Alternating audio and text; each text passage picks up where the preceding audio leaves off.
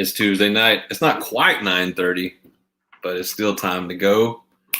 Behind the Hedges. I'm Mitch, and this is my co-host Matt, and we are here once again on a Tuesday to do the Lord's work. Matt, do you have any announcements for these people? You have any housekeeping for them?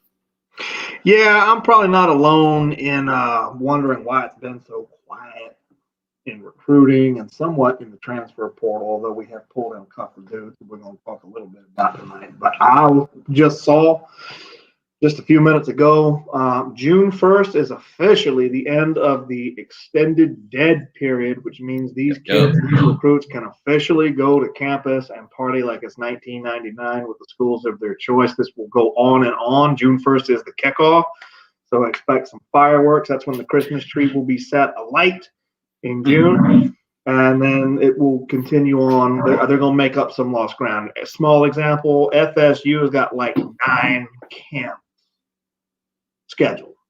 So, Oklahoma's got some stuff lined up. And they're going to do a barbecue out there in Norman? Yeah, I think I read they've got like more blue chips going to that Oklahoma barbecue than anybody else has got a single visit. Georgia's got like 8 of the blue chips coming. It's going to be a pretty big deal. So June 1st, which coincidentally is on a Tuesday, next Tuesday. The next show we're doing. So we will have some stuff to talk about next Tuesday, probably a little more than what we're going to talk about tonight. Right. All right. So, let's see. I will still extend the offer. Anybody wants to come on the show? There's a link. You want to come on and run your mouth with us? Please feel free. That's what it's for. I figured out what happened last week, by the way. Phone, if you're trying to get in on your phone, you just quit because it ain't gonna work. You want to have a PC or a laptop. You're gonna have to exercise a little technical savvy. Don't try to get up in there in your phone, or you're gonna wind up looking like my cousin looked. Like he couldn't tie his shoes. But then again, he's a Bama fan. What do you want? So let's jump in. Recruiting, transfer portal. I figured we'd make more noise by now, but after what I read about June 1st, it makes a little more sense. That seems like that's when the fireworks are going to start. I think the portal's going to light up a little bit, kind of riding the coattails of the excitement coming from the recruiting itself. Speaking of, Georgia right now sitting at 83 out of 85 scholarships. So we got 2 spots. We got 83. Now, we brought in Heike Smith from West Virginia. We've talked about that before. I think he's going to solve the star problem, which will give these coaches more time to coach these kids on the corners up. And he brought in Brandon Turnage from Alabama. I don't know how much game experience or explosiveness he'll bring to the backfield, but, I mean, he's going to bring some depth and some presence. He's a quality player. He's a Mississippi native, 4-star coming out of high school. Saw the field. And if you recall, he was one place away from Jalen Kimber on the rankings. Yeah. So if anything, there's a dude back there who can come in and play. Maybe he'll be great. Maybe he'll just be good. Maybe he'll get lost. If anything, we got a dude who's quality for depth. That's really all we've pulled so far. I expect that to change pretty quick. I know your boy Reynolds, I think last time he was on talking about Arik Gilbert. Nah, I'm hearing Arik Gilbert's going back to hell SU because he feels guilty about the choices he's made in his life, and he wants to be punished for his sin. Dude, I've been hearing the same kind of things about Gilbert, but I got to be honest with you, Matt. I would not be surprised. I mean, just not even shocked at all if he didn't end up at East Mississippi Community College. That his situation is, I don't know, man. It's kind of catastrophic. Maybe he goes back to LSU and they forgive everything and they let him let him try to earn his way back on or whatever in the classroom or whatever. I mean, the word on the street was he just wasn't going to class, right? Like he just stopped going to class, and there was so much coming out about LSU at that time. Honestly, he was a little low on the totem pole of just crap that was falling on their head.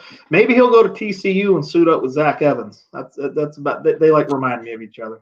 Yeah, they must have a psychiatry school over there or something because they got a bunch of head cases on the team. But yeah. So anyway, we got 2 slots to fill on the roster, 83 out of 85, like you said. And let me just ask you a question, a hypothetical. What if? Let's give you the keys to the kingdom. Let's suppose you could go out and sign any 2 players you want. What positions are you looking for? Have you written off Darion Kendrick? Is he dead to you because of his issues off the field? I mean, he's got a lot of them. Is that talented? Talented for sure. Is he dead to you? Would you take him right now? If we took him, it would have to be with the caveat is there is no leash. It's not like a short leash or whatever. There's no leash. One mistake and he's gone. You know what I'm saying? Like I don't think you can afford to get, into a forgiveness cycle with him. You know what I mean? If he can come and play and perform and do what he's supposed to do and just keep his nose really clean, okay, fine, sure. But I mean, the guy got in some pretty rough trouble. Hey, look at here. We got a taker. We got a taker. Got a bite. Perform and do what we're supposed to do. Caught one. It's caught one. Okay, hey, fine. you know what? Let me be just for brevity's sake. Pretty rough trouble. I'll take another DB, and I'll take if there's a stud receiver that wants to see more time, I'll take those 2 positions right now. You would take a receiver or a DB with your 2 picks? But I would like one of each for 84 and 85. Okay. I could handle a DB as well. I honestly wouldn't mind it if Georgia took another offensive line, a veteran guy. And that's not because I think our offensive line is trash. I just think that I'd like to be a little more sure. In fact, if I can kind of parrot, who's the guy on CBS Sports, man? The gray hair, salt and pepper, gray hair guy. Anyway, I'll look it up later. He had a report earlier this week that said that the lack of experience in Georgia's defensive backfield might actually be good for Georgia. And what he meant by that was that it would force JT Daniels and those receivers to keep their foot on the gas longer because teams they're going to get scores on the Dogs, right? Dogs are going to give up points. And that means that you got to trot the offense back out there and not try to slow things down and start grounding and pounding people. You just got to keep lighting up the scoreboard. So if you keep lighting it up for the first half of the season, then by the time you get to the last half of the season where the games start to matter a little more, then you'll be prepared. Then you've done it before, So I kind of like that take. So given that take, I'm not so pressed to sort of bulk up the defensive secondary. I would like my 2 picks, maybe an offensive lineman and a receiver if I could get a legit game changer. I want like a George Pickens clone. Can you get that? I don't know if there are receivers out there like that, but that's on my wish list or whatever. What about you? What about you, Robert? You got 2 picks. You can take any player you want out of the portal. What positions are you picking up for the Dogs right now? Well, I mean, as it stands right now, mm-hmm. I mean, you got to look at DB first. With Major Burns transferring to LSU, mm-hmm. I don't think he was going to be playing this year, but it does take a hit on the depth. So you have to go DB, and I think the elephant in the room is Darion Kendrick. Waiting to see how that goes. I think he's a dog. I think Bama's full. Looking at the situation, I think it was down to Bama or Georgia. Turnage came over as well. I just think that he ends up a dog. Bama seems to be full with spots and everything like that. That's my first pick in importance, I guess you could say. And second, I'm gonna take Arik Gilbert. Ducati, I'm telling you. Did you not hear what I just said? That man told you, Matt. I said he's guilty about the decisions he's made in life, and he wants to go to hell SU to be punished for his sins by getting his shit pushed in by all the other teams. Because I'm not on the hell SU train. I don't think. Looking into it though, man, the kid's a good kid. I just think that he's got some things to focus on, off the field first, and he's doing that. All jokes Obviously, aside, does he have the grades to get into Georgia? actually, as it stands, seems to be doing fairly well. So I think it could be a possibility. Yeah. So you're saying you think it would be Kendrick and Arik Gilbert coming in to make 84 and 85? Yeah. Okay. I mean, now obviously a lot of baggage. You got to keep in mind June 30th is a cutoff for kids to let their schools know that they've entered the portal. So a lot of shit can happen between now and June 30th. So not to say, right? So, that's just what I'm taking now. We've got to see what goes on with Georgia and keep our guys here.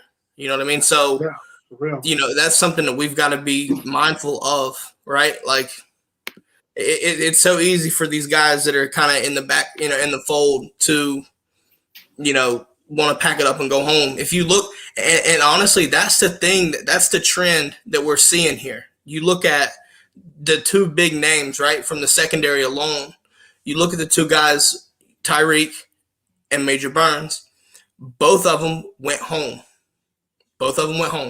Yeah, sure. Mm-hmm. Now, what really hurt was Tyreek Stevenson being a starter. I think he was guaranteed starting, maybe star position.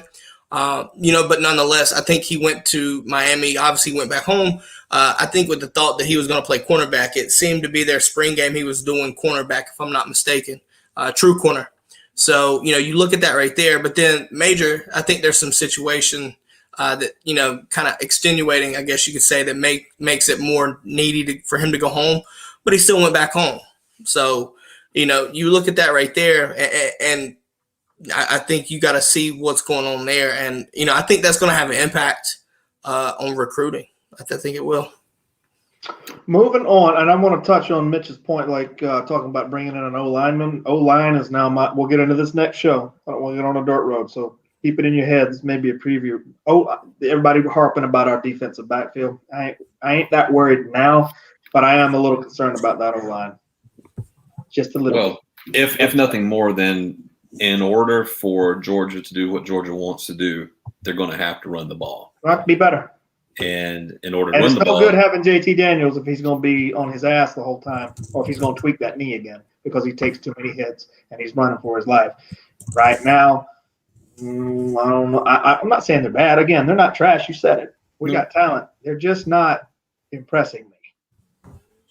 However, if you're going to talk about winning a natty, your O-line needs to be impressive. Now, let's move on to this, because this was music to my ears when I read it last week. Y'all have heard. If you haven't, JT Daniels gone home. I'm gonna share this article here.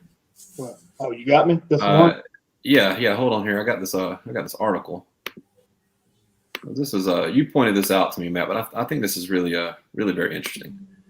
Yes, he done gone home, and he done took these folks with him. They are in California now, working out on their own. Now, that's impressive to me. But do with it what you will. So JT Daniels came to Athens, and when was this? This was pre-pandemic, right? So in January of last year, February of last year, something like that. So he's been in Athens for a year or slightly more than a year, and had never gone home. He never went home during that time. He stayed in Athens the whole time. So this is his first time back to California. Okay, that's not news. Kids can go home. That's fine. What's his name? Demetrius Robinson is from there, so he goes back there too, right? Whatever. So that's he's not from there, but you know what I'm saying. He played out there for a while, so he goes back over there too, and that's also not news. But the news is that JT takes 10 guys with him now. So this is my question. Is this something, or is this nothing? Is this, because I feel like it's not nothing. You know what I mean? I feel like it, but I don't know how big of a something it is. And maybe that's just one of those things we have to wait to the end of the season to see. And maybe we can sort of look back in time and say, hey, you remember when this happened? So what is this? What is the benefit of doing this? I'll let Robert answer that first. Okay. I mean, let's be honest here. That's a big something, man. There's several different things that you can take away from this. To me, that shows leadership from JT, and I think you saw it. You saw it when he was at Mater Dei. You saw it when he was at USC. But now you see his work ethic in full display from a Georgia standpoint, right? Obviously last year he was prepping to get his knee ready to go, and then he, obviously came in those last 4 games. Now that us as fans are sitting here and experiencing, the complete off season, right? Everybody knows last year, and still really right now, it's still kind of a weird, off season kind of feel to it, right? But you have to take away the fact that he's doing everything in his power to get the guys spun up, get this chemistry. Looking last year, right? Obviously, Arian Smith is doing track. I can't talk about that. He's doing his own thing that makes sense. But you look at guys like Jermaine Burton. You saw as soon as JT came in, Jermaine went the hell off. Kiaris, Kiaris was looking good with Stetson Bennett. Stayed consistent with JT. You look at all these guys. AD Mitchell, we saw what happened in the spring game. That's no fluke. Mm-hmm. But now you're getting these guys. Big O, man. Darnell Washington. That, in my opinion, that is the biggest piece right there, because Darnell Washington's got to be a breakout player this year. Now, credited here, right? Some of these guys are from California anyway, right? You look at Kendall going back home. So, Jermaine was from California, or he was from Georgia, moved to California. So, he's kind of going back in there as well. But nonetheless, though, you get these guys when they're supposed to be off. They collaborate and go out and still train and get the reps. That's the extra stuff that we need. And I don't know if we had that. We may have had it with Fromm, but it wasn't as documented. But that's really something that you have to take. You've got to have some substance there, and I think it is. And I think it's going to pay dividends come the season. I was hoping, Mitch, that you would show the article that I read aloud to you last week that ties into this, that what you showed and what I told you about JT setting this up, making this happen. And I don't have it in front of me, so I can't read it word for word, but the gist of the article was saying that JT Daniels in this offseason has become a source. And it sounded kind of hokey, but they said he's now in the locker room. No, there was that quote. There was a really good quote. He's not just a leader. He's become a source of here it is, energy. And here, put it up. I have it. I have it here. Hang on one second. I'll share it with you.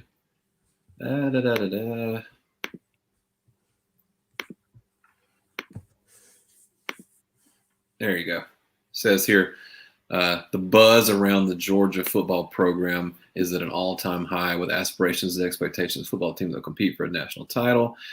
A lot of that buzz and energy is because of Daniels. Sources indicate that entering his second season, Daniels has become much more vocal and much more of a source of energy, life, and laughter around the program. Yeah, that's what you need from your quarterback.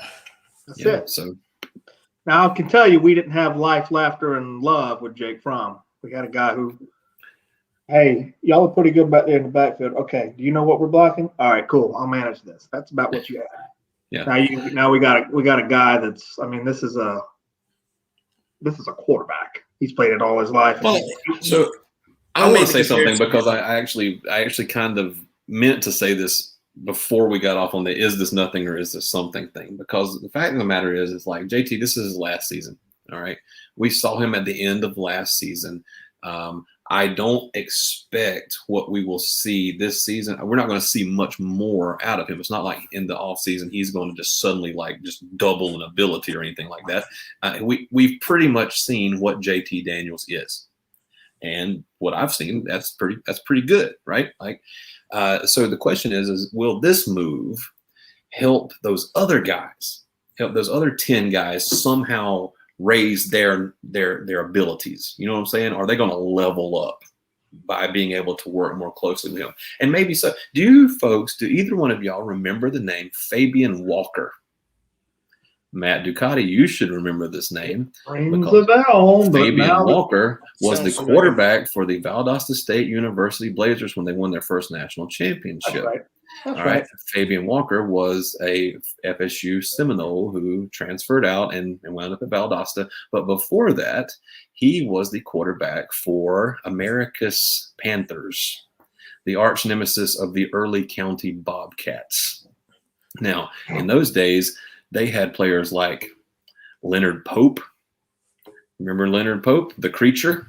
Yep. Georgia. Listen, Darnell Washington ain't the first big tight end Georgia ever had. They had Pope before He's that. most athletic, though. Man, back in the day, Pope might have had something to say about that. So I guess you're right. He was a beast. Okay, but the thing is, I'm trying to tell you is that when Fabian Walker was there and Robert Johnson, some of those great America's quarterbacks back in the day, and I'm talking about late '90s, early aughts, right? Fabian Walker used to take those receivers in the summertime, and they would take tennis balls, and they would write with a Sharpie numbers on the balls. 1, 2, 3, whatever, some number on the ball. And then he would throw those tennis balls to his receivers some many yards down the field. And he wanted them to be able to read the numbers off the ball, right? So when you catch it, tell me what number was on it before looking at it. You know what I'm saying? And so he's teaching those kids how to use their eyes and their hands, So you're watching that ball, you see the number 1 on there, bang, and you make a catch. So he was throwing balls to those guys. And I went to a lot of those games, man, back in the day when they was battling the early county, and there was some really tough Bobcat teams. And those two teams played in the same region and would meet for the state championship every year. You know what I'm saying? Like they would battle each other in the region, hit the playoffs, destroy everyone in the playoffs, and then suddenly they're playing a state championship game again. Those are some amazing teams. So all I'm saying is that a quarterback like Daniels pulling some stunt like he's doing right here, whatever, maybe it pans out to nothing, but it could potentially pan out to be something really, really, really special. And that's what I'm hoping for. I think you'll see improvement in chemistry and timing. I think you have to off that. That's a big deal. So, and especially losing George Pickens, you know what I mean? Like this is what you need. You need something. You need to make up for that. Get the coaches off our back. Let's go play some yard ball, guys. I'm gonna throw balls and call plays, and let's see who it is. Who's my guy? That's also a sign that JT understands the playbook, because I think that was his main thing, right? With his preparation to coming back, he soaked up the playbook. And look, man, I'll tell you this: I've studied the kid for what seems like years now, but kid is smart as hell, man. Got true freshman starting at USC, modern day, did great things there. Like kid is super smart. Got the playbook early, and it shows on the field, right? Not often you see a true freshman quarterback starting for USC, and we know how USC is with quarterbacks.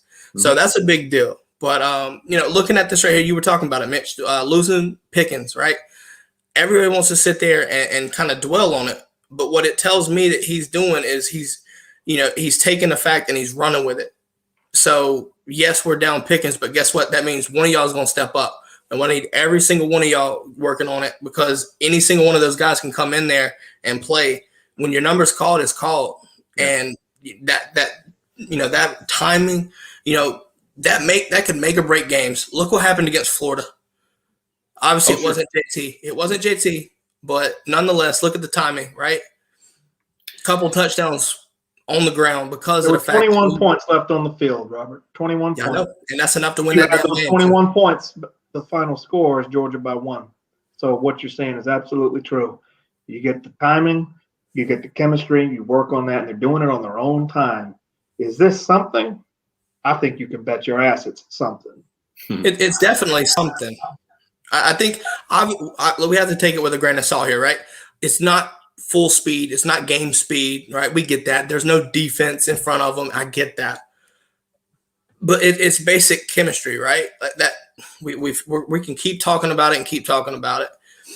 You look at professionals; they do this shit every single offseason. They get together, whether it be voluntary OTAs, whatever.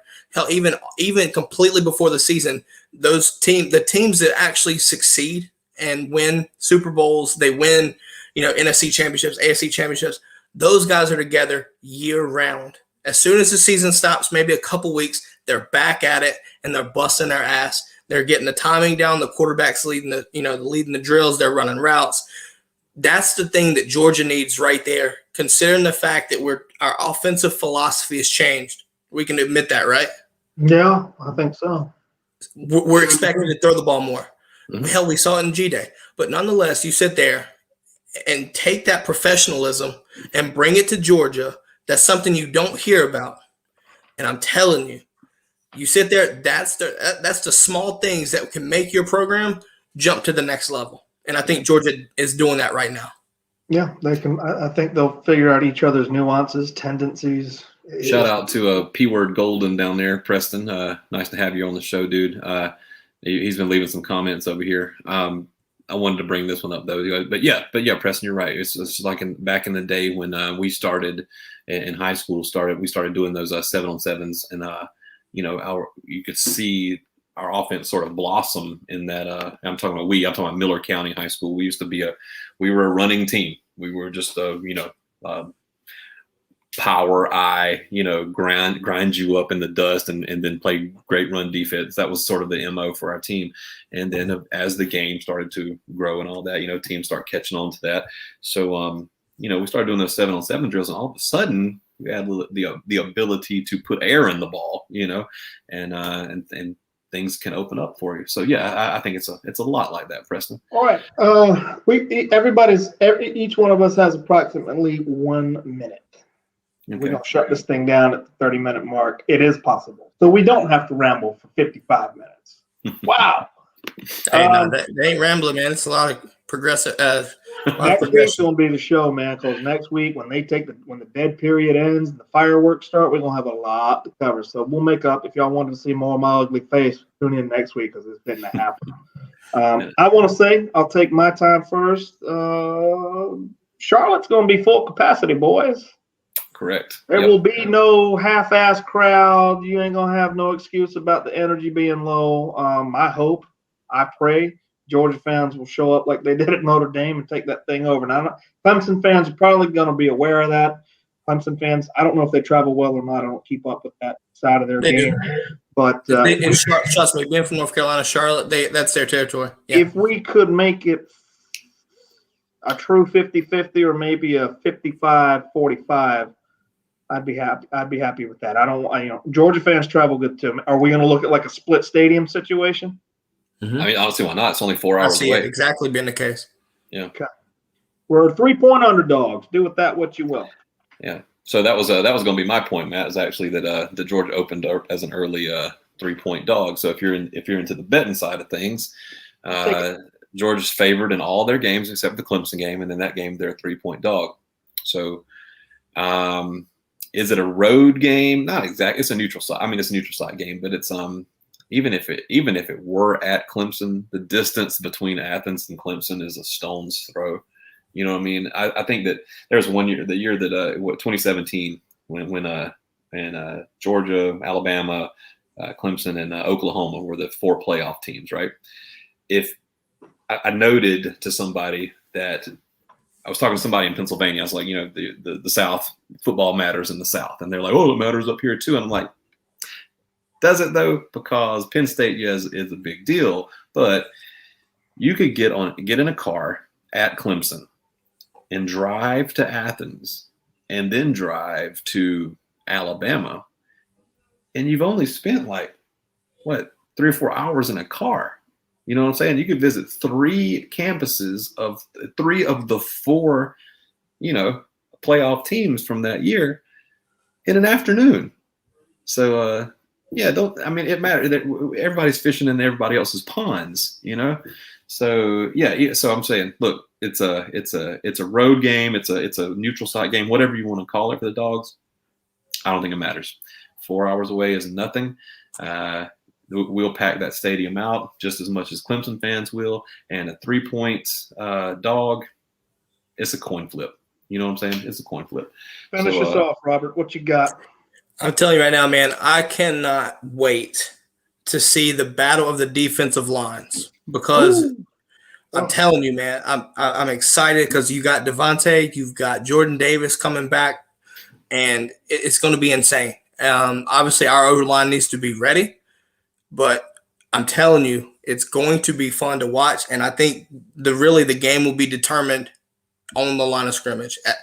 Look, Brazee, Murphy, right, KJ Henry, all these guys are good as hell. They're, if not better than us, they're right on par with us. Mm-hmm. So I'm looking at that right there. But I'm also, one of the other things that I'm watching on second on that right there, Clemson secondary. They got torched, and I mean torched against Ohio State. Want to see what our receivers can do with JT Daniels airing it out. All right, this is the last thing I got, and then I'll jet and let you shut it down. And this is maybe we should save this for later when we are closer to that game. But damn, do you think teams are going to stack the box against us like they've been doing the last 3 years, or are they going to be like, now they got a dude that can drop dimes? Maybe we ought to play. Save it. Save that. It. Okay, yes, let's save that one. All right, before we get out of here, one more thing for the people.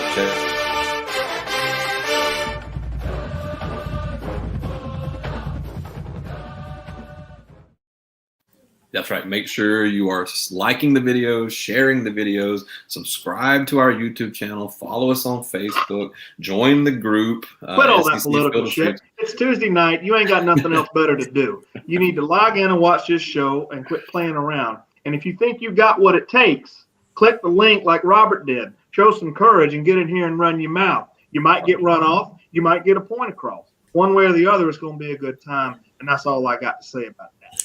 That's right. Hey, been fun, boys. We want to get out of here. See Matt, see Robert. Y'all have a good one. Have a good one, guys. Go Dogs. Go Dogs.